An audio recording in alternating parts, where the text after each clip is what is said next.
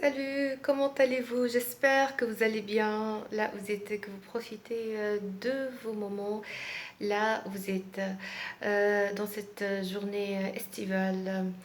J'ai voulu parler d'un sujet qui concerne le parcours d'un coach ou d'un éducateur qui soit dans un domaine bien déterminé, sachant que l'on emprunte différemment des parcours qui soient un peu différents, mais sûrement on est un résultant d'expérience parce que toi, tu auras des expériences que j'ai jamais connues et ainsi, ça sera moi.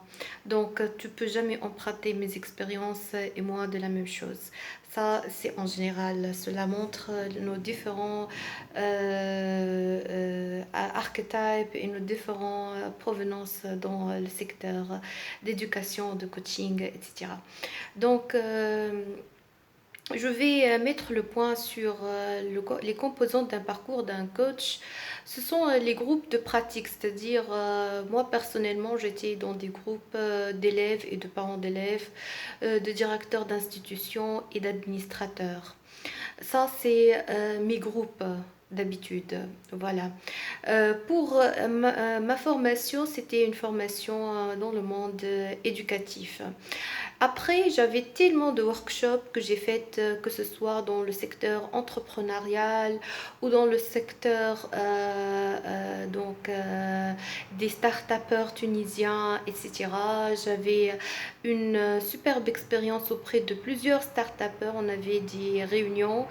J'avais des réunions administratives sur aussi la réalité de ces start-upers, leurs challenges, leur évolution, etc. Dans des workshops interactifs là où toi-même tu animais des petits ateliers et c'était bien le bénéfice que l'on puisse avoir de ça.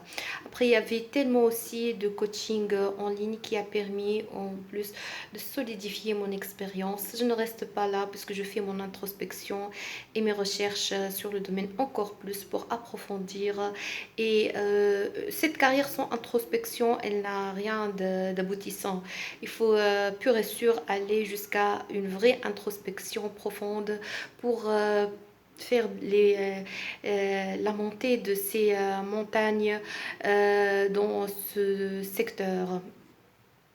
Donc, je mets le point sur l'importance des introspections qui, elles, permettent d'aller au loin de ce qu'on voit, de ce qu'on apprécie au niveau du groupe. Ça, c'est merveilleux, c'est l'humain, c'est l'énergie et tout ça. Mais il y aura une autre partie qui va faire ton parcours personnel, qui va faire ton empreinte et ta personnalité. Tout ça, tu ne peux l'avoir qu'en restant dans une période de réflexion, reflecting, et des périodes d'introspection. Je vais parler d'autant plus sur le parcours et les parcours de multiples coachs et multiples éducateurs qui viennent ou bien de fondamentaux ou qui viennent d'écoles de PNL, etc. Personnellement, je viens d'écoles de fondamentaux, je viens personnellement du monde de l'éducation.